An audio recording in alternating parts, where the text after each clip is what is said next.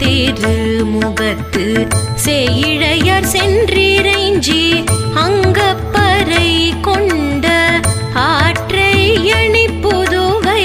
பைங்கமல கண் தெரியல் பட்டபிரான் கோதை சொன்ன சங்கத்தமிழ் மாலை